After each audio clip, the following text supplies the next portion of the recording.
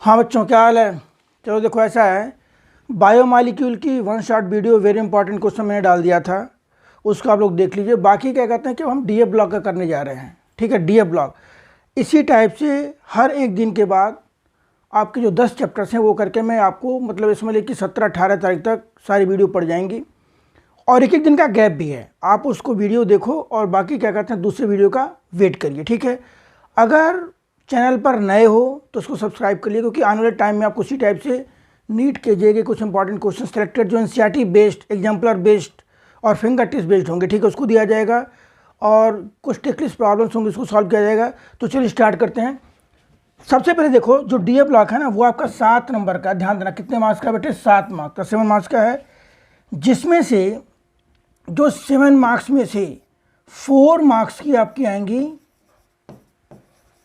Reasoning questions, और 2 questions होंगे इसमें, मतलब 2 टाइप की, रीजनिंग और reaction based.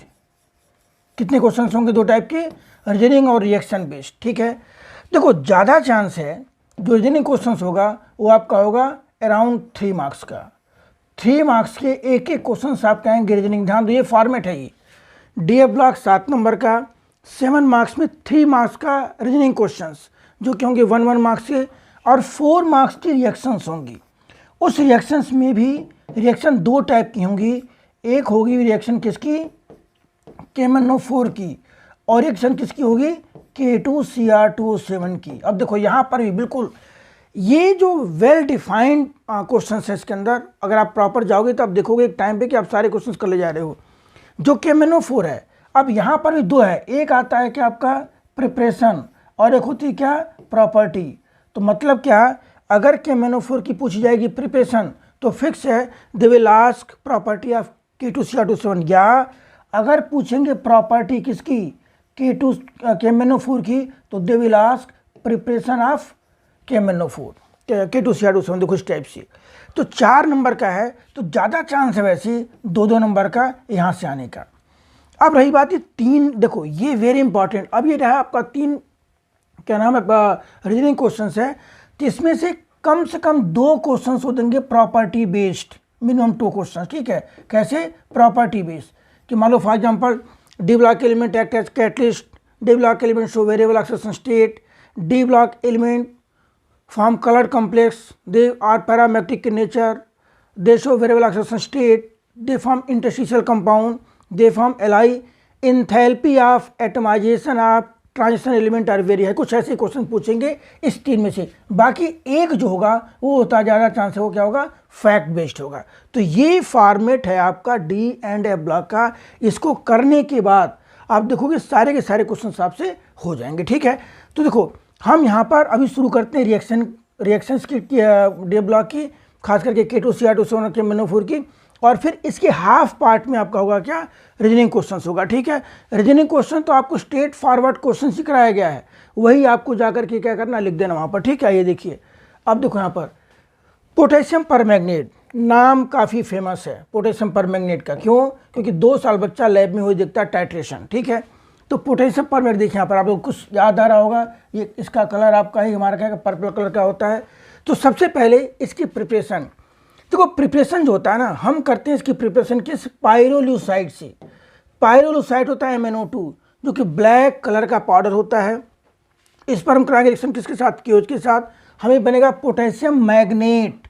This potassium manganate on acidification changes to potassium permanganate. 2 reactions हैं, इसको लिख लीजिए रफ पर लिख बेटे, ऐसा कि आप थोड़ी प्रैक्टिस करो इस हिसाब से कि जो है करा जाए उसको एक बार लिखते चलिए। इसीलिए मैं आपको हर वीडियो में एक दिन का गैप दिया हूँ कि एक दिन आप देख करके उसको लिख के रट करके फिर दूसरे दिन आ जाइए, सिंपली बिल्कुल ऑर्गेनाइज्ड मैनर में। उसमें ऐसा नहीं कि आपको जो कहते हैं कि फॉर्मेलिटी के लिए वो दे दिया जा रहा है। तो ये this is method of preparation of potassium permanganate. और ये चांस देखो, अगर आपको रटने के नाम पर बोलोगे तो पूरे डीएफ ब्लॉक में सिर्फ यही 2 कंपाउंड की रिएक्शंस प्रिपरेशन, वही थोड़ा सा आपको लर्न करना पड़ेगा, बाकी सब बैलेंस करके आपको समझा देंगे। तो कैसे बनाओगे भाई? देखो, अगर कहते हैं कि आउटलाइन, तो सिर्फ आपको लिखना है क्या, लैंग्वेज। अगर कहते हैं right reaction involve in preparation of potassium permanganate, तो उसके इसमें क्या लिखोगे, पायरोल्यूसाइड से पोटेशियम मैग्नेट और पोटेशियम मैग्नेट से पोटेशियम परमैंगनेट। अब आइए देखिए इसके बाद, अब बेटा ऐसा है, देखो ये हमारा मैग्नेट आयन और ये पर मैग्नेट आयन का स्ट्रक्चर है। ये हमारा क्या है, MnO4 पर -2। देखो ये जो दो माइनस जिस पर है हमारे सिंगल बॉन्ड से बाइंडेड है। ये ग्रीन कलर का कंपाउंड होता है। कैसा होता है, ग्रीन कलर का। कैसा होता है, टेट्राहेड्रल होता है ये, और उसके अंदर P pi D pi bonding होती है।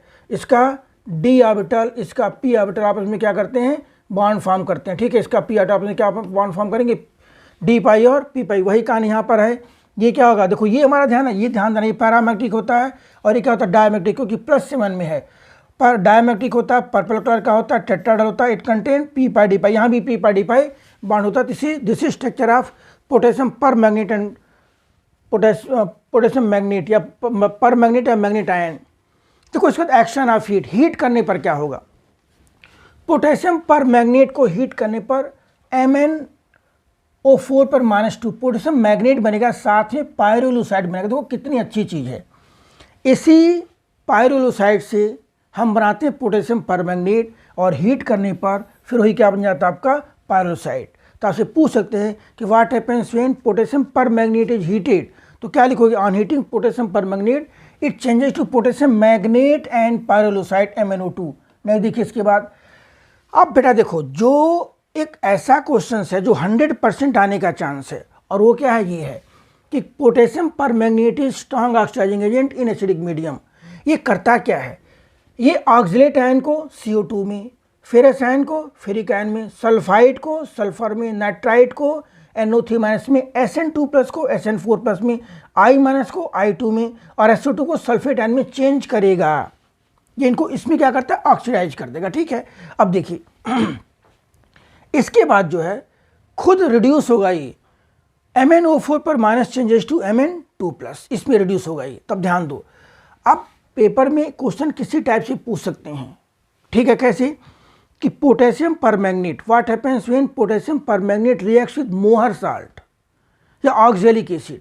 तो मोहर साल्ट का मतलब क्या कि Fe2+ को ये रिएक्शन के बारे में पूछ रहे हैं। ऑक्सैलिक एसिड का मतलब क्या कि वो इस रिएक्शन के बारे में पूछ रहे हैं। और ज़्यादा चांस है आपसे जो पूछने का क्वेश्चन, देखो ऐसे पूछेंगे इस टाइप से। यहाँ पर देखिए फॉर एग्जांपल, देखो ऐसे पूछा जाएगा बेटे, MnO4 पर minus plus Fe2+ plus H+, complete the equation. ये ध्यान देना, very important.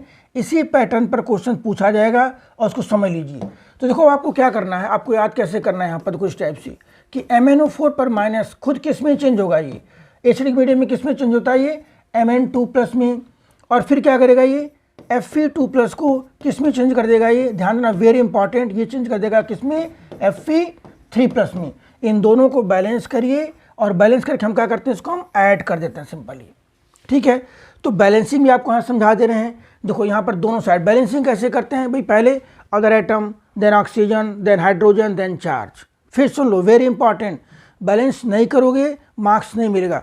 Other atom, oxygen, hydrogen, charge. देखिए तो अदर एटम अगर हम देखेंगे यहाँ पर, अदर एटम देखिए जो कि Mn है, ये बैलेंस है। O कितना है यहाँ पर 4, तो हम राइट हैंड साइड में क्या लिखेंगे 4H2। देखो ग्रीन से मैं बैलेंस पार्ट लिख रहा हूँ 4H2O, यहाँ हो गया 4H2। यहाँ कितना ऑक्सीजन है, हाइड्रोजन कितना है 4, तो यहाँ क्या लिखोगे 4 2 जा 8, क्या लिखोगे यहाँ पर 8H+। ठीक है, H को बैलेंस क्या लिखो यहाँ पर 8H+। अब देखो चार्ज देखिए, इसके बाद इधर कितना चार्ज हो गया +8 और -1, +8 और -1, +7, उधर कितना +2, इधर 5 ज़्यादा है तो हम क्या करेंगे 5 फैक्टराइज हम ऐड कर देंगे।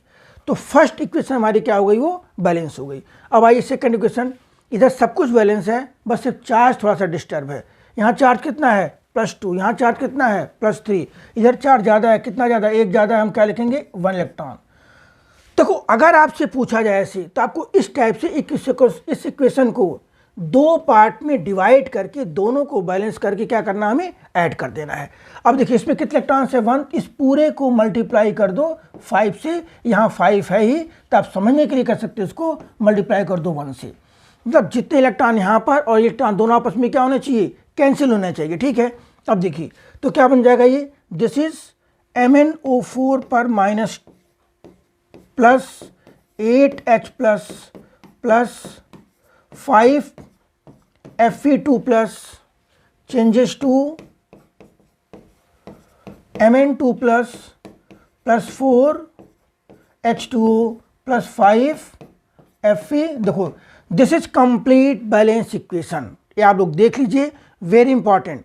इसी टाइप से आपको एक एक इक्वेशन सारी क्या करनी है। देखो जैसे हमने मान लो क्या Fe2 प्लस का कर दिया, ऐसे एक आदमी आपको और करवा दे रहा हूँ। आपको देखो इस इक्वेशन को इसके साथ, ध्यान देना मैं सारे नहीं करा रहा हूँ क्योंकि 7 इक्वेशंस हैं, आपको इसी टाइप से बैलेंस करना है।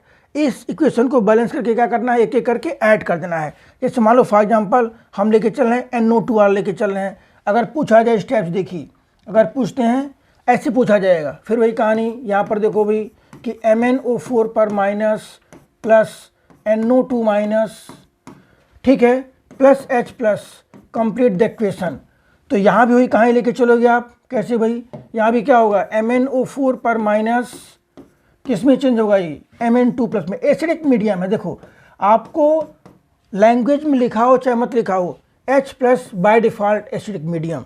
और फिर देखो यहाँ पर क्या है, दिस इज NO2 माइनस, किस में चेंज हो रहा है ये खुद चेंज होगा Mn2 प्लस में, और NO2 को किस में चेंज कर देगा, ये NO3 माइनस में चेंज करेगा। बस हमारा काम कंप्लीट है, इसको बैलेंस करना है। बैलेंसिंग में देखो आपको बताया गया यहाँ पर Mn दोनों साइड बैलेंस है। ऑक्सीजन यहाँ पर कितना 4, इधर क्या लिखोगी 4 H2O, H कितना होगा 8, यहाँ क्या लिखोगी 8H प्लस, यहाँ क्या लिखोगी। देखो अब एक चीज़ देख सकते हो, ये क्वेश्चन आपकी सब में देखो वही आ रही है यही।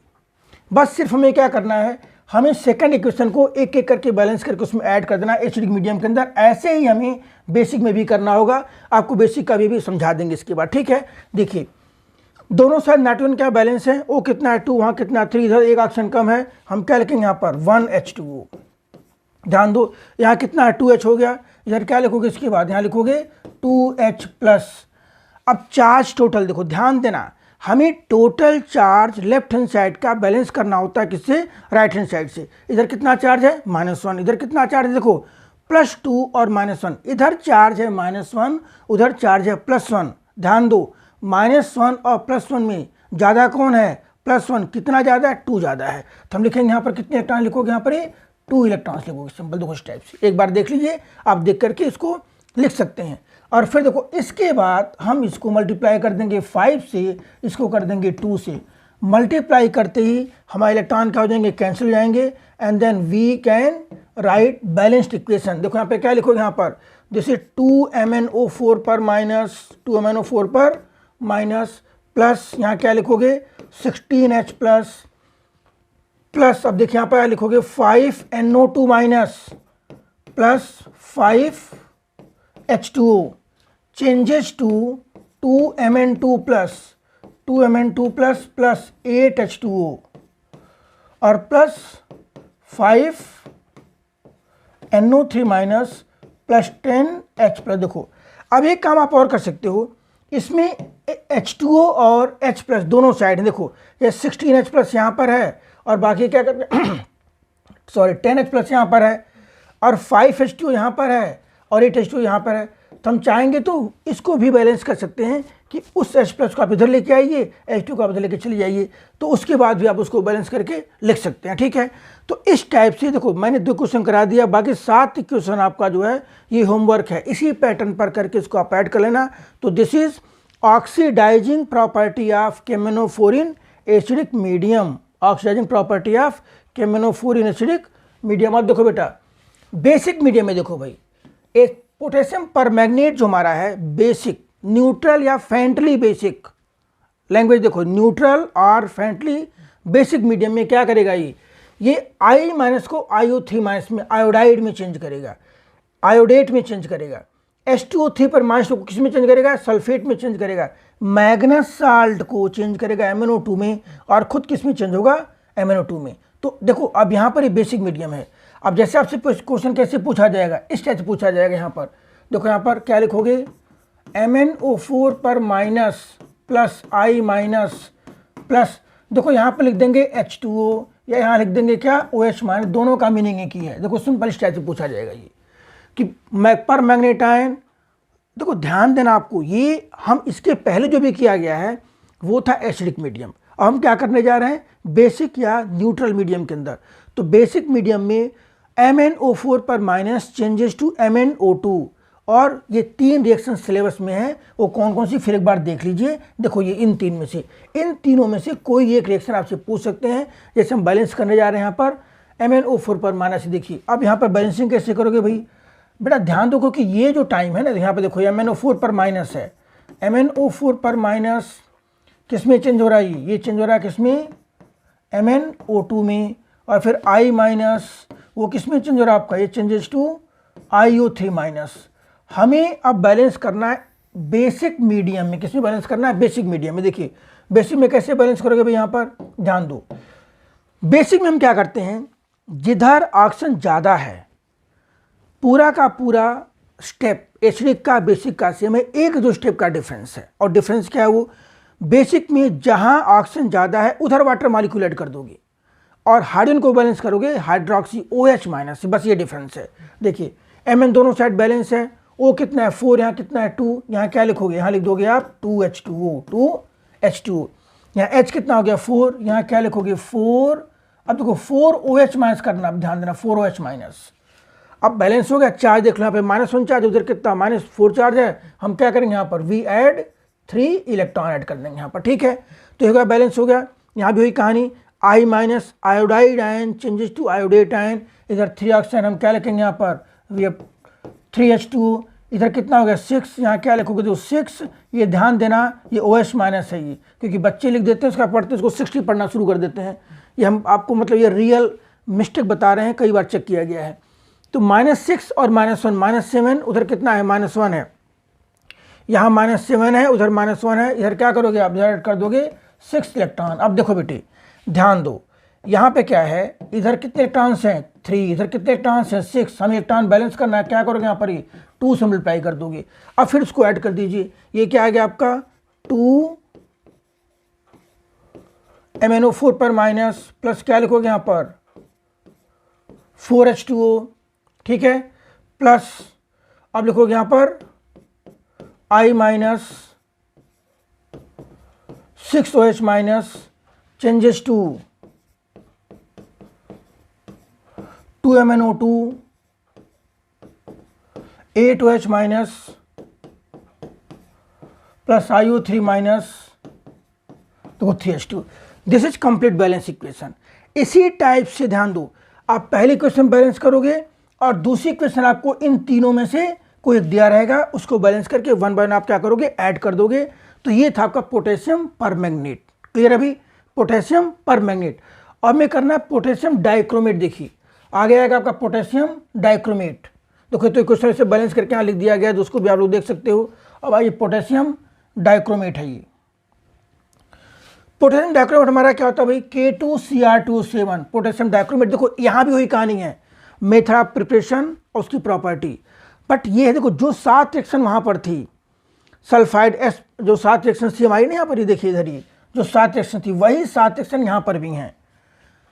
जिस टाइप से पोटेशियम परमैंगनेट चेंज करता था Fe2 प्लस को Fe3 में, Sn2 प्लस को Sn4 में,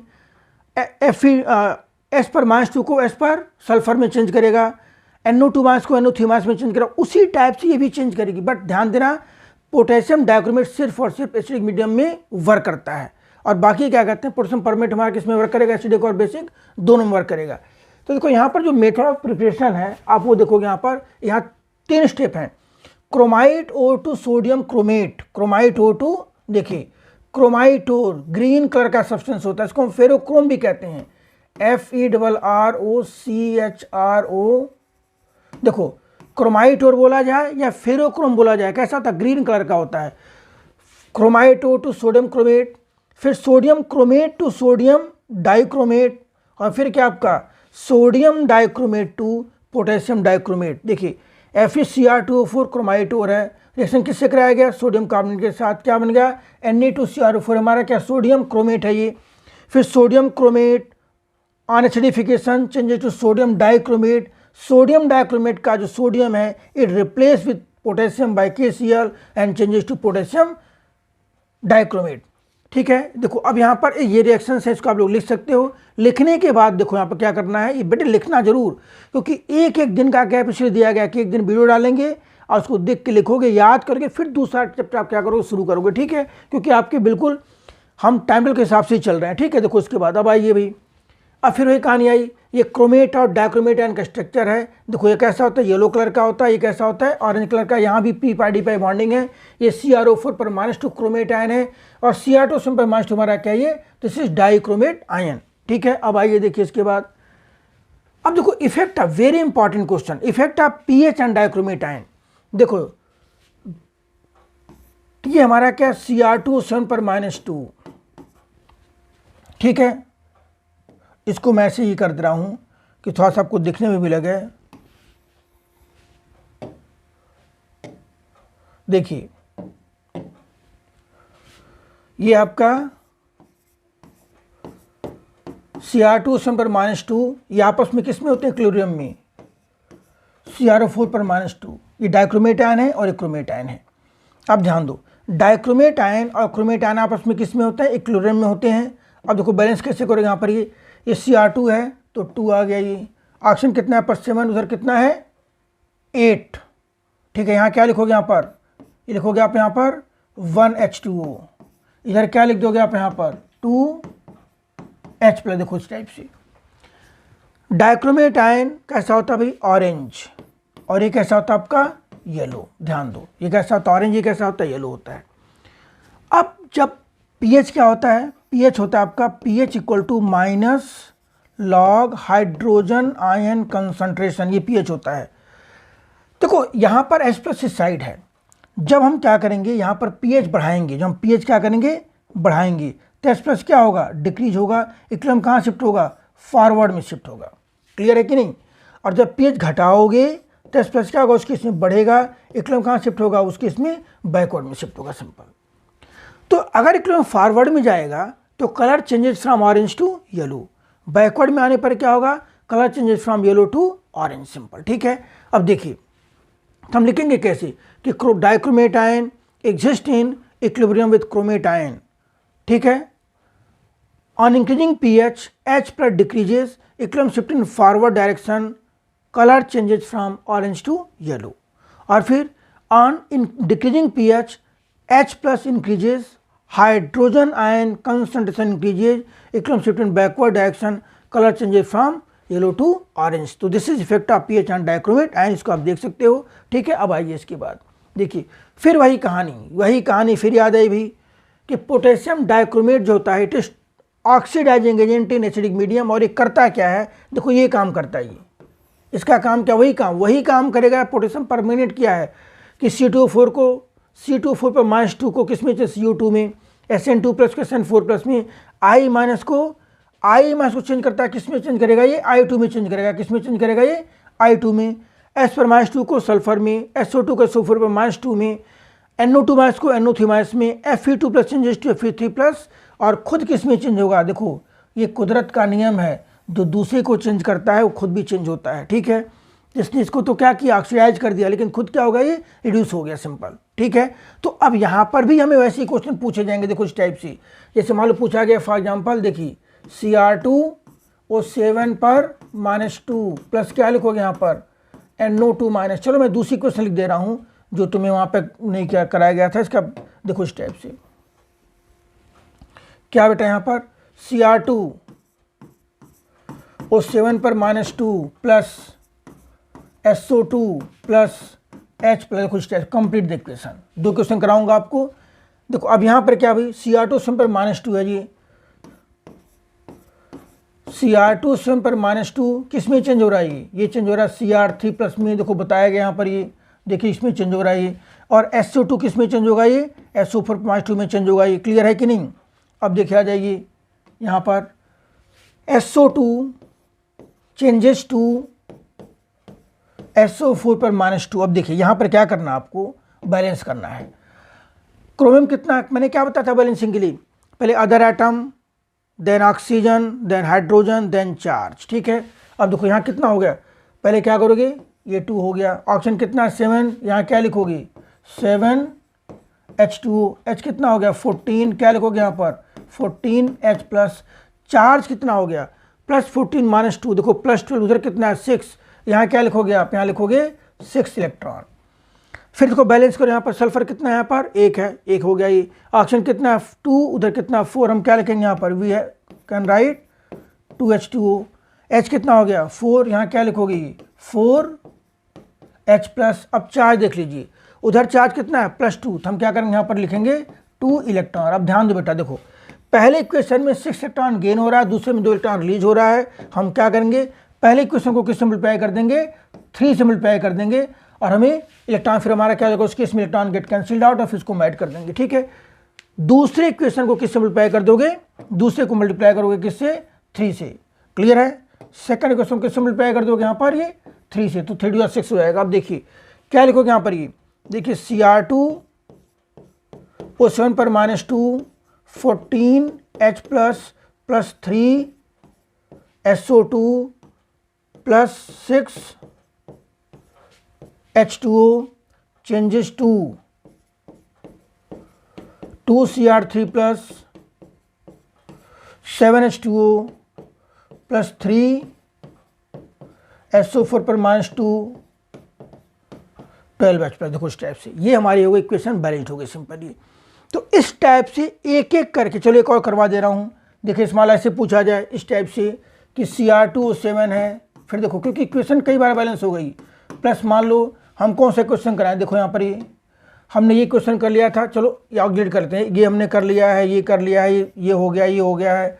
अब हम कर लेते हैं ऑक्सीलेट का, C2O4 पर -2, C2O4 पर -2, देखिए प्लस क्या हो जाएगा यहाँ पर C2O4 पर -2 + H+ कंप्लीट द इक्वेशन। देखो इस टाइप से कहानी फिर वही है, वहीं शुरू करते हैं। देखिए यहाँ पर ये डाइक्रोमेट आयन Cr2O7 पर -2 चेंजेस टू Cr3+, और फिर यहाँ पर C2O4 पर -2 एक इसमें चेंज हो रहा है, ये CO2 में बैलेंसिंग। देखिए बैलेंस करो यहाँ पर, आइए देखिए फिर वही कहानी कैसे करोगे भाई, पहले other atom, then oxygen, then hydrogen, then charge. यहाँ कितना अदर एटम है 2, देखो कई बार यूज़ किया, 2 हो गया। यहाँ क्या लिखोगे इसके बाद 7H2O, यहाँ क्या लिखोगे, यहाँ लिखोगे 14H+, यहाँ क्या लिखोगे 6 इलेक्ट्रॉन एज यूजुअल। यहाँ कितना है 2, यहाँ लिखोगे 2, कार्बन बैलेंस हो गया, वो कितना है 4, देखो 4 यहाँ पर अक्सर हमारा बाय डिफ़ॉल्ट बैलेंस है। हम चार्ज देखेंगे, चार्ज कितना है यहाँ पर -2, यहाँ क्या लिखोगे आप, लिखोगे यहाँ पर 2 इलेक्ट्रॉन। इसमें कितने इलेक्ट्रॉन्स हैं 6, यहाँ कितने हैं 2, इस पूरे किस मल्टीप्लाई कर दोगी 3 × 3, तो क्या हो गया यहाँ पर ये Cr2 पर -2 + 14H+ + 3 C2O4 पर -2 changes to 2 Cr3+ + 7 H2O + 6 CO2। देखो ये हो गया हमारा इक्वेशन बैलेंस सिंपली। तो ध्यान दो, अब फिर समझ लीजिए रिएक्शन के नाम पर डी ब्लॉक में क्या आना है, पोटेशियम परमैंगनेट की प्रिपरेशन, पोटेशियम डाइक्रोमेट की प्रिपरेशन, उसकी 7 प्रॉपर्टी हैं जो वो ऑक्सीडाइजिंग एजेंट की तरह से बिहेव करते हैं। Potassium permanganate acidic basic neutral medium में वर्क करेगा, और potassium dichromate only work on किसमें, एसिडिक मीडियम में। तो ये थी हमारी क्या इक्वेशन से रिलेटेड, रिएक्शन से रिलेटेड डी ब्लॉक के क्वेश्चंस थे। इसी तरह ही करना बिल्कुल आपको। अब हम करने जा रहे हैं कौन सा, इसके बाद हाँ ध्यान देना, अब इसके बाद का जो हमारा क्या है पूरा का पूरा रीजनिंग क्वेश्चंस का है, सारे क्वेश्चन देखना आपको, उसी में से मिल जाएंगे, गारंटी उसी में से मिलना है, ठीक है। अब इसका हम करने जा रहे हैं। और दूसरी अगर आप इस पर क्या करते हैं, चैनल पर नए हुए तो सब्सक्राइब जरूर कर लीजिए, ठीक है, क्लियर। अब हम देखने जा रहे हैं यहाँ पर क्या, रीजनिंग बेस्ड क्वेश्चन। आइए वो देखते हैं। डी ब्लॉक में कुछ क्वेश्चन हम ऐसे करवा दे रहे हैं, कुछ क्या आप समझ लो कि अगर आपने पूरा एक कर लिया तो आपका 100% इससे एक्स्ट्रा आएगा नहीं, ये मेरी गारंटी है। और ये जो कह सकते हैं कि ये 25 साल का एक एक्सपीरियंस है, ठीक है, इससे एक्स्ट्रा नहीं आना, आप यही कर लीजिए डी ब्लॉक में। तो डी ब्लॉक में इस बार ना सिर्फ और सिर्फ रीजनिंग क्वेश्चंस आएंगे। रीजनिंग क्वेश्चंस भी क्या, कुछ क्वेश्चंस हैं जो फीचर्स बेस्ड डी ब्लॉक के करेक्टरिस्टिक पर बेस्ड हैं कि why D block element act as catalyst. तो यह कैटलिस्ट की तरह बिहेव क्यों करते हैं, बोलता है लोग सुनते जाना कि D block element act as catalyst because they provide large surface area and they show variable oxidation state. Why D block element form complex compound? Because they have tendency to trap lone pair from ligands and get binded with coordinate covalent bond and form complex, ठीक है। Why D block element form interstitial compound, इसका reason क्या है कि because they having tendency to trap smaller atom into their interstitial. और ये सारा क्यों होता है, एक दो फीचर्स हैं, small size, high charge, presence of vacant D orbital and presence of one or more unpaired electron in D subset. फिर एक पूछ सकते हैं कि why D block element form alloy, because they have tendency to combine with atom of similar size. तो ये सारे कुछ क्वेश्चन हैं जो डी ब्लॉक के फीचर से एसोसिएटेड है, तो आपको इनमें ही लिखना है। बाकी ये क्वेश्चन फिर आपको मिलेंगे अभी, जैसे मान हम आते हैं यहाँ पर, अभी जो 20-25 क्वेश्चन के अंदर हैं वो आपको मिलेंगे, इसमें ऐसी कोई दिक्कत है ना, ठीक है। हम स्टार्टिंग से आते हैं फिर क्वेश्चन करना शुरू करते हैं, देखिए, ठीक है। देखो अब देखो बड़े ध्यान से यहाँ पर, calculate the spin molecular moment of atomic number 27। भाई ऐसा कि अगर 27 है तो उसका कन्फिगरेशन कितना होगा, हम लिखेंगे स्टेप, देखिए आर्गन, फिर क्या लिखोगे यहाँ पर 3d7 और ये क्या हो गया 4s2, क्लियर है, ठीक है। जब लिखोगे यहाँ पर m2 मीन्स क्या हो गया, ये हो गया 3d7, तो 3d7 का मतलब कितना हो गया, देखिए यहाँ पर ये 3d7 मीन्स हमें 1 2 3 4 5, अब लिखोगे यहाँ पर 1 2 3 4 5, ये क्या हो गया आपका 6 और ये 7।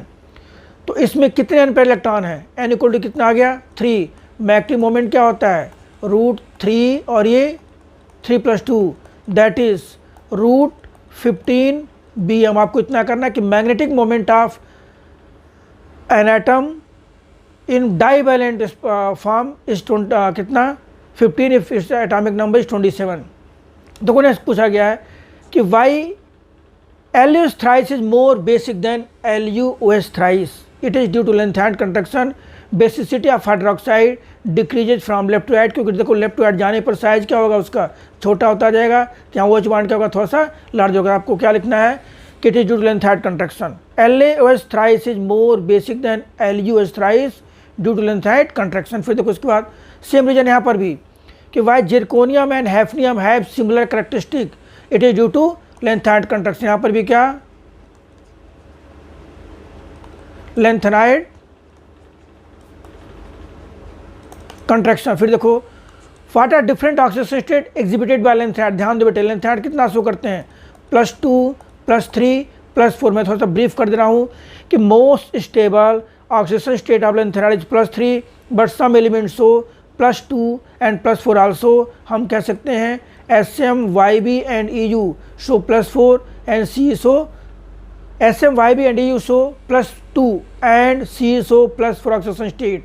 नहीं देखिए इसके बाद आ गया highest oxidation state of element with atomic number 23। कितना आएगा भाई, कितना लिखो कन्फिगरेशन का एटॉमिक नंबर 23 का, आर्गन 3d4s23। तो हम क्या लिखेंगे यहाँ पर n-1d electron plus NS electron, यानी कि कितना शो करेगा ये highest oxidation state of atomic number 23 is shown 5। What is highest oxidation state of transition metal, what is the highest oxidation state of transition element, कितना होता है भाई, एक ओस्नियम होता है वो +8 शो करता है, किसमें OSO4 में, ओस्नियम टेट्राऑक्साइड में कितना शो करता है ये +4 शो करता है। देखो next Mn2+ compound is most stable. भी देखो बिल्कुल सिंपल, यहाँ लिखोगे क्या लिखोगे Mn का कितना होता है कन्फिग्रेशन, यहाँ पर Mn25 होता है, हम क्या लिखेंगे आर्गन 3d4s, दिस इज 25। अब यहाँ लिखोगे जब Mn2+ में क्या आ जाएगा, Mn2+ में आएगा आर्गन और ये 3d5, ठीक है। देखो उसी टाइप से जो हम लिखेंगे Fe का, तो Fe में जो आएगा Fe कितना होता है, Fe होता है 26, F इज 26, Fe ये 26 है, हम क्या लिखेंगे यहाँ पर Fe में आर्गन और ये 3d6 और 4s2। जब लिखोगे यहाँ पर Fe2+, तो क्या बन जाएगा आर्गन और ये 3d6। देखो यहाँ पर ध्यान दो, Mn has extra stable 3d5 configuration which has Mn2+ has extra stable 3d5 configuration which in +3 state it requires enormous amount of energy, तो वो पॉसिबल नहीं है, that's why it is stable in किसमें +2 में, ठीक है। बाकी +3 में कंपाउंड फॉर्म करता है ऐसी बात नहीं है, बट +3 में क्या होता है ज़्यादा स्टेबल होता है। उसके कंपेयर में देखो जो 3 Fe2+ है कितना शो कर रहा है 3d6 का मतलब क्या, ये +5 में आने के लिए एक इलेक्ट्रॉन क्या कर सकता है लूज कर सकते। देखो 1 2 3 4 5 और ये क्या है 6, तो 3d6 है tendency to come into 35 by releasing 1 electron. That's why Mn2 plus is more stable than Fe3 plus. फिर देखो यहाँ पर Fe2 plus is more stable than Fe3 plus. देखो अब कहानी क्या आ गई, Fe3 plus is more stable than Fe2 plus. तो जब हम लिखेंगे Fe3 plus तब Fe3 plus क्या आएगा 35, means Fe3 plus has 35 configuration which is more stable as compared to Fe2 plus. How do you count for the regular variation of Anderson enthalpy? देखो ऐसा है, फर्स्ट ट्रांजिशन सीरीज में Anderson enthalpy जो होती है उसमें क्या होता है, वेरिएशन इरेगुलर होता है। इसका मतलब कहीं बढ़ता है कहीं घटता है। देखो उसका रीजन क्या है कि कुछ एलिमेंट्स हैं जिनमें स्टेबल कन्फर्मेशन होता है, कुछ में थोड़ा सा अनस्टेबल होता है, न्यूक्लियर चार्ज तो बढ़ता ही है। That's why basically variation in stability of atom is responsible for irregular variation in Anderson enthalpy. Next, very important and very simple question, why Cu plus is not stable in aqueous solution. हम कह सकते हैं Cu plus in aqueous solution undergoes disproportionation, that's why it is not stable, means Cu plus is not stable in aqueous solution because it undergoes disproportionation. Next, अभी देखो question क्या है बेटे, very important, M2 plus value of copper is positive. देखो ऐसा है, जब मान लो हम कह रहे हैं ये मेटल है, ये मेटल क्या होता है भाई, सॉलिड होता है। मेटल किस में चेंज होगा, ये पहले सॉलिड गैस में चेंज होगा, फिर किस में चेंज होगा, ये अपने आयन में चेंज होगा, गैस आयन में चेंज होगा, फिर किस में चेंज होगा, ये हम यहाँ पे चेंज होगा इसमें M प्लस एक्वस में। तो यहाँ से जो होता है एंथैल्पी ऑफ एटमाइजेशन कह सकते हो, यहाँ क्या होता है एंथैल्पी ऑफ आयनेशन हो सकता है, यहाँ क्या हो सकता है एंथैल्पी ऑफ हाइड्रेशन हो सकता है। तो देखो हाइड्रेशन एंथैल्पी क्या होती है भाई, हाइड्रेशन एंथैल्पी होती है निगेटिव, ध्यान दो ये क्या होती है नेगेटिव, और यहाँ पर जो आयनेशन एंथैल्पी होती है that is much more positive. Delta HI is much more positive. तो डेल्टा HI और डेल्टा HA इन दोनों का जो सम होता है that is more positive which cannot be compensated by negative value of delta hydration. That's why E मतलब जो reduction potential होता है किसका होता है, कॉपर का क्या होता है, पॉजिटिव होता है। ठीक है, chemistry of actinide element is not too smooth. देखो रीजन क्या इसके दो हैं, because actinide are radioactive in nature, पहला रीजन तो हो गया। दूसरा 5F 6D and 7S orbitals are of comparable energy. देखो ये दो पॉइंट आपको याद कर लेना है कि actinides are radioactive in nature and 5F 6D 7S orbitals are of comparable energy. नहीं देखो इसके बाद क्या है, five transition element is known as D block element because last electron fills in n-1 D subshell. यहाँ कितना field होता है 1 to 10, पेनल्टीमेट सेल में क्या फील्ड होता है, वो डी सब सेल होता है। That's what is referred as D block element. Next, out of Ag plus CO2 plus and Ti4 which will be coloured. भी ऐसा है देखो Ag प्लस में इलेक्ट्रॉन नहीं है, Ti4 में भी नहीं है, कोबाल्ट प्लस 2 जो होता है वो कलर्ड होता है बिकॉज कन्फ्यूजन लिख करके देखोगे जो कोबाल्ट होता है वो क्या होता है आपका, देखो 3D7 और ये 4s2। कोबाल्ट क्या है यहाँ पर, कोबाल्ट 2 प्लस है तो क्या हो जाएगा 3D7। तो 3D7 का मतलब क्या होगा, 3D7 हैज़ कितने इलेक्ट्रॉन्स होंगे, इसमें होगा 5 6 7, it has 3 electron. That's Y it is cobalt 2 plus is colored. If each of the above species is turn place in magnetic field, हाँ देखो ऐसा है किस किस में देखिए, यहाँ पर Ag प्लस और यहाँ पर क्या होगा Ti4 प्लस, ये दोनों हमारे क्या डायमैग्नेटिक है, they are repelled by magnetic field. CO2 plus होगा पैरामैग्नेटिक क्योंकि इसके अंदर इलेक्ट्रॉन है, it is attracted by magnetic field. Clear है।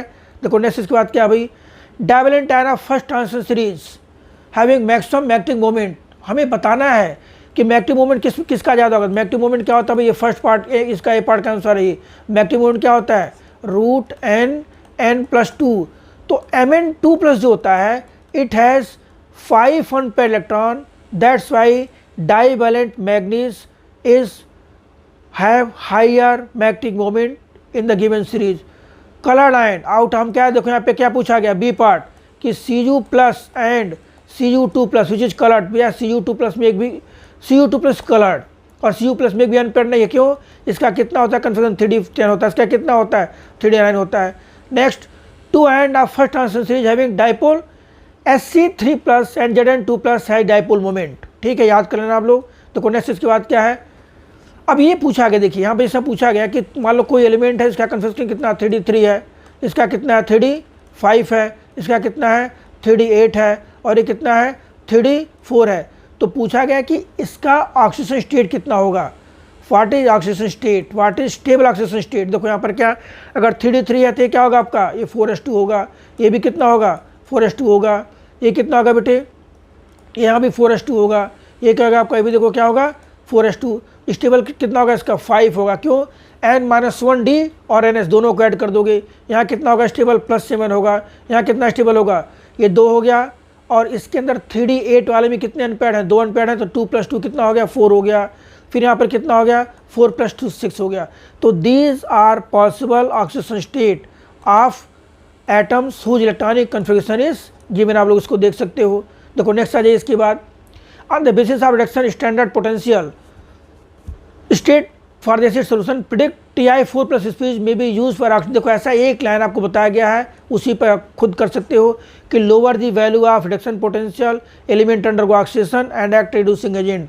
तो जिसके साथ इसको कंपेयर करना, मतलब अटैच करना है, उसके साथ इसका पोटेंशियल कंपेयर कर लो और फिर देख सकते हो। व्हाट आर द डिफरेंट, फिर वही कहानी आ गई, what are the different oxidation state exhibited by lanthanide. Simple क्या भाई, +2 +4 और ये +3, बट मोस्ट सुटेबल कितना होता है +3 होता है। Next, give reason for the following, actinide exhibit greater range of oxidation state, बताया गया आपको 5F 6D 7S orbitals are of comparable energy. और एक चलता फिरता रीजन भी दे सकते हो कि because actinides are radioactive in nature. तो देखो मेन ये 2 रीजन है कि that's why actinides show greater range of oxidation state. देखो नेक्स्ट इसके बाद आ जाइए भाई, account for the following, zinc is not consider transition element. बेटे ऐसा है 3D10 और क्या होता है 4s2, this is electronic configuration of zinc, ठीक है। तो जिंक के पास देखो एक भी +2 में, इन +2 oxidation state zinc doesn't have any unpaired electron, that's why it can not show general characteristic of d block element and is not regarded as transition element. Next, in the series scandium to zinc, the enthalpy of, very good question, important, क्या पूछा गया है, enthalpy of atomization of transition element high होता है लेकिन zinc का सबसे lowest होता है। देखो इसका रीजन क्या है, जिंक में एक भी अनपेयर्ड इलेक्ट्रॉन नहीं है, ठीक है, all electrons are paired, that's why there is less tendency to form metallic bonding, या कह सकते हो कि उसमें मेटालिक बॉन्डिंग क्या होता है, वीक होता है, that's why enthalpy of atomisation is very less. देखो फिर यहाँ पूछा गया है, देखो ये रीजन फिर वही दोगे यहाँ पर कि यहाँ पर क्या बोलोगे, enthalpy of atomisation, sum of enthalpy of atomisation and enthalpy of ionisation is much more than hydration enthalpy, means which can not be compensated, that's why value क्या होती है, पॉजिटिव होती है और ज़्यादा होती है। देखो नेक्स्ट इसके बाद आ जाइए भाई, Cu+ इज अनस्टेबल, बताया गया आपको, इट अंडरगो डिस्प्रपोर्शनेशन, कैसे होता है भाई, Cu+ changes to Cu2+ plus Cu। Next, most of the transition element paramagnetic in nature. देखो ये आपका ये पार्ट था, transition elements are paramagnetic in nature because they have 1 और मोर अनपेयर्ड इलेक्ट्रॉन, ठीक है। तो नेक्स्ट इसके बाद आ जाओ भाई, transition elements of variable oxidation state, very important, अच्छा क्वेश्चन ये भी, because both NS and N-1D electron involve in bond formation. Transition element show variable oxidation state, both NS and N-1D electron involve bond formation. Next फिर भी कहानी भाई, देखो Cu+ unstable in aqueous solution. देखो next इसके बाद, enthalpy of atomization, A point, enthalpy of atomization of transition element is very high because their atoms are held by strong metallic bonding, ठीक है। आप सपोर्टिंग रीजन भी दे सकते हो, small size, high charge, presence of vacant orbital, presence of 1 और more unpaired electron, but main reason क्या है कि their atoms are held by strong metallic bonding। देखो बी पॉइंट आ गया भाई, transition metallic mini compound act as good catalyst, बताया गया है, they provide large surface area to reactant. देखो यहाँ पर क्या, large surface area to reactant for chemical reaction and they show variable oxidation state, ठीक है। तो these 2 regions are responsible for good catalytic characteristic of transition metal। देखो next इसके बाद आ जाइए, Mn show highest oxidation state +7 with, अच्छा question है, देख लो यहाँ पर ये कह रहे हैं कि यहाँ पर मतलब ये भी समझ सकते हो कि fluorine and oxygen both oxidize transition metal, but oxygen exceed, देखो उसका रीजन क्या है। मान लो हम कह रहे हैं कि Mn है ये, और ये क्या बेटे ऑक्सीजन है, तो ऑक्सीजन का यहाँ पर p पाई और d पाई मल्टीपल बॉन्डिंग होती है, इसकी टेंडेंसी होती है। Oxygen has tendency to form p pi d pi multiple bonding किसके साथ, विद Mn। लेकिन फ्लोरीन क्या करता है भैया, सिर्फ एक इलेक्ट्रॉन निकालेगा वो। ऑक्सीजन की multiple bond forming tendency, oxygen की, फिर सुनो, ऑक्सीजन की multiple bond forming tendency, that is tendency to form p pi d pi multiple bonding can oxidize central metal more vigorously as compared to fluorine, in spite fluorine is more electronegative as compared to oxygen। Next है transfer metal show, भाई देखो तीसरी चौथी बार question आ गया ये कि transfer element show good show very oxidation state, simple क्यों, both NS and N-1d electron involve in bond formation. Next है भाई among the divalent cation in the first transition series manganese exhibit maximum, भाई क्यों नहीं show करेगा, क्योंकि manganese का जो डाइवेलेंट कैटायन होगा उसका कन्फिग्रेशन कितना होगा, आर्गन, और ये 3d5 and 4s0 means it has 5 पे इलेक्ट्रॉन, तो इसका मैक्टिव मोमेंट कितना हो जाएगा √35 bm, ध्यान दो, ठीक है।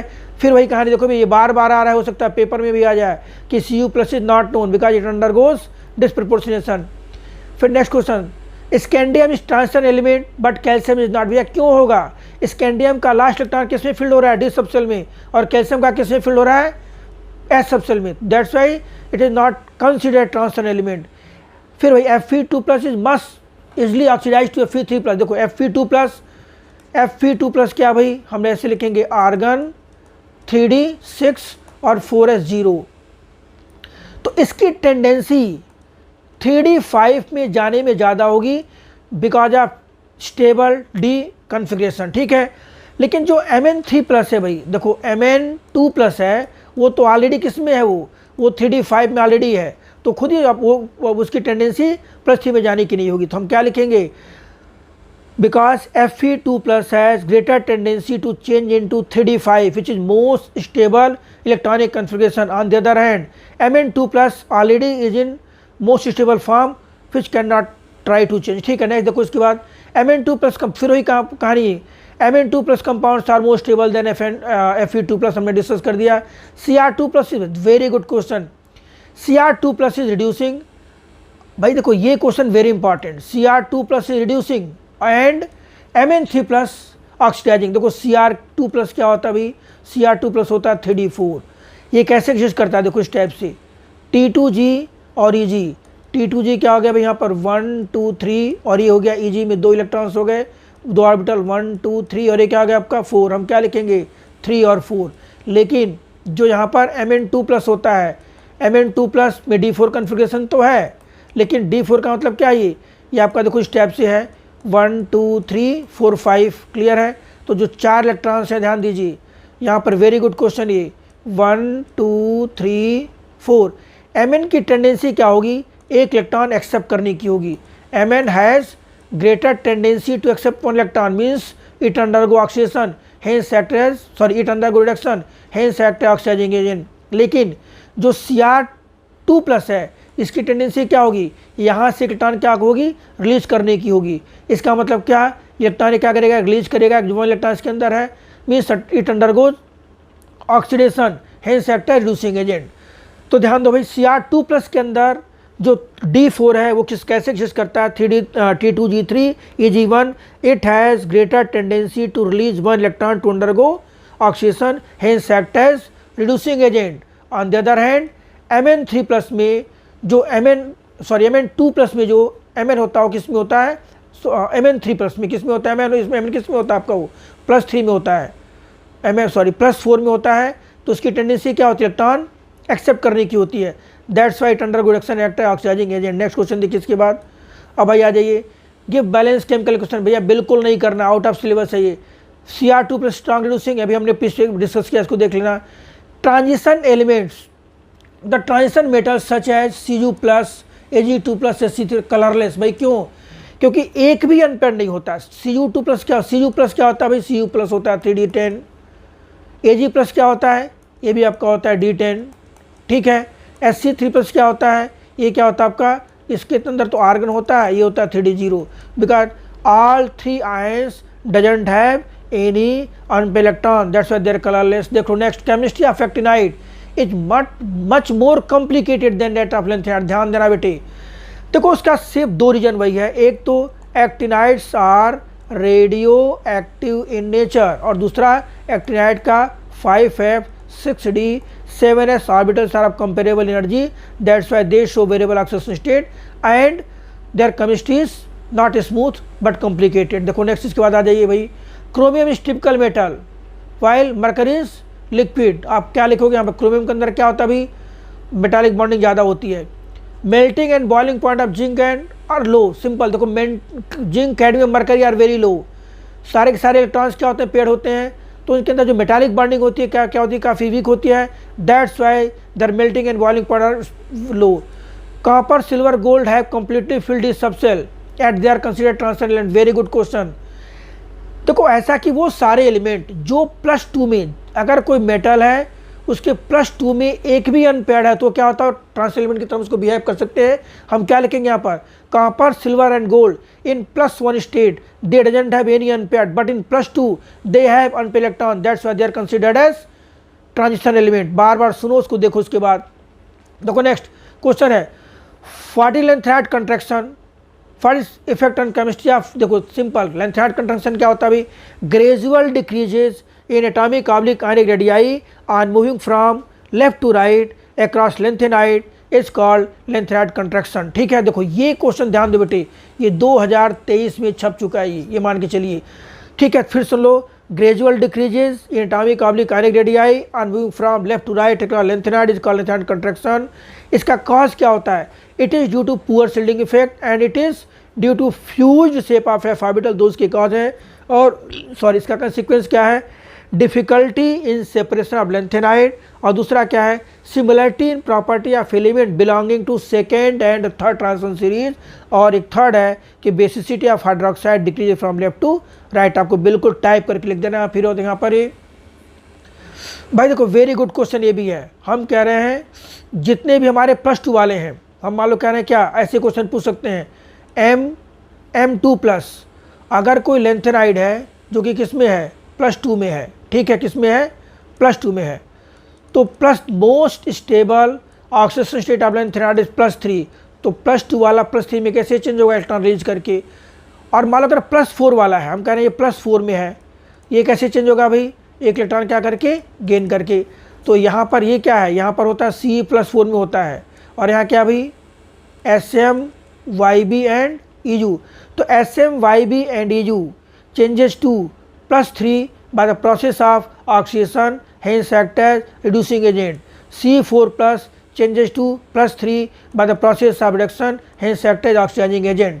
तो ये पूछा गया कि C3+ can easily oxidize to, तो भैया क्या है, it try to change into most stable. तो मैंने पूरी कहानी बता दी। देखो ये कहानी देखिए यहाँ पर, ये पिछले डिस्कस कर दिया गया है। ये पहले दूसरा क्वेश्चन ही था कि LUS thrice is weaker base than LUS thrice due to lanthanide contraction. ठीक है, देखो नेक्स्ट आ जाइए इसके बाद, copper first is not stable in aqueous solution disproportionation. ये कहानी हमने फिर से डिस्कस किया था कि Cr2+ है D4 कन्फिगरेशन। रीजन क्या है भाई, इसका रीजन ये है कि D4 में Cr2 जो होता है वो 3D3 और 4s1 के फॉर्म में होता है। एक इलेक्ट्रॉन क्या कर सकता है, रिलीज करके ऑक्सीडेशन होगा, hence act reducing agent. But Mn3+ जो होता है D4 में होता है, उसकी टेंडेंसी क्या होगी, एक इलेक्ट्रॉन गेन करके it try to change into 3D5, that's undergo reduction, hence act as oxidizing agent. बार बार रट लो इसको। Translate metal act as good catalyst 2 बार बता दिया गया है। क्या, it provide large surface area to reactant for chemical reaction and it's so variable oxidation state. देखो नेक्स्ट इसके बाद, इंथैल्पी ऑफ एटमाइजेशन, बार बार बोला जाए, कई बार क्वेश्चन पूछा गया ये कि enthalpy of atomization of transition element is very high because they are held by strong metallic bonding, n-pair electron, vacant d orbital, high small size, high charge, सारी कहानी लिख दीजिए। देखो next, lowest oxide transition element is basic. ये अच्छा question भी देखो यहाँ पर, अगर कोई ऑक्साइड लोवेस्ट में, मान लो कह रहे हैं कि किसी के पास 2 4 6 7 इलेक्ट्रॉन्स हैं, मान लो उसके क्या 3 हो गए बॉन्डिंग इन्वॉल्व, तो ये हमारे 2 क्या बचे हुए हैं, ये हमारा लोवेस्ट ऑक्साइड हो गया। मान लो कोई +3 में है, अगर सपोज दैट यही मेटल है, इस पर 1 2 3 4 5 6 7 अगर सारे के सारे इन्वॉल्व हो गए बॉन्डिंग में तो इसमें इलेक्ट्रॉन बचेगा नहीं, ध्यान दो। तो क्या लिखेंगे हम, in lowest oxide the some electron remains unbonded which may be donated and metal act as Lewis base are basic in nature, but in highest oxide all electrons involved in bond formation, there is no unpaired electron, means metal can accept lone pair and act as acid। अच्छा question है, पढ़ लेना, बार बार पढ़ लो। Cobalt two stable in aqueous solution but in very good question. भाई देखो ऐसा cobalt 2+ stable in aqueous solution but in place of compressing agent it changes to किसमें, but in place of compressing agent it changes to किस में change होता अभी 33 ना, next question देखिए। हाँ cobalt 2+ appears to be stable, तो चलो क्वेश्चन शायद यहाँ से लग रहा है इरेज हो गया। Cobalt 2+ is stable but in place of compressing agent is changes to +, इसका मतलब क्या, देखिए crystal field stabilization energy of cobalt second, बल्कि cobalt third is much more than cobalt second, ठीक है। और ये भी कह सकते हो कि in presence of air it get oxidize, या cobalt 3+ has greater complex forming tendency as compare to cobalt 2+, उसका रीजन, मेन रीजन ये है। और दूसरा कह सकते हो कि in presence of air cobalt 2+ get oxidize to cobalt 3+, इसका अप्रोप्रिएट रीजन हो जाएगा कि कोबाल्ट, ठीक है। तो नेक्स्ट Cu+ अनस्टेबल हो जाएगा ये। अब देखो हाँ ये भी cobalt 2+ is appears to be stable but easily oxidize to cobalt 3+ in presence of complex और स्ट्रॉन्ग लिगेंड्स। तो cobalt 2+ has less complex forming tendency as compare to cobalt 3+, के देखो उसके दो रीजन है, एक क्या, crystal field splitting energy cobalt 3+ is more than cobalt 2+, और दूसरा रीजन क्या है, it get easily oxidize to cobalt 3+ in presence of air. Next ये क्वेश्चन हमने क्या किया था भाई, बता दिया था, क्योंकि इसके अंदर क्या होता है, आयोनाइजेशन एंथैल्पी और एटमाइजेशन दोनों का सम जो होता है that is much more then ionisation enthalpy, that's क्या होता है, पॉजिटिव होता है। तो बड़े देखो ऐसा है कि इतने क्वेश्चन हमारे थे, ठीक है। आप अगर इनको बार बार रिपीट करके देख लोगे तो आई डोंट थिंक इस एक्स्ट्रा डी ब्लॉक में कुछ आना है, that is not sufficient, it is more than sufficient. All the best, कोई डाउट हो हमेशा पूछिए। हाँ सब्सक्राइब नहीं किए हो सब्सक्राइब जरूर करो, क्योंकि ये इतना मेरा हक है कि अगर आपको सर्विस दे रहे हैं तो कम से कम सब्सक्राइब करके इसको वॉच करिए, और बाकी हेल्प करो बाकी बच्चों की भी, कम से कम एटलीस्ट उन्हें एटलीस्ट एक राइट प्लेटफॉर्म मिले केमिस्ट्री का, ठीक है। Thank you, all the best.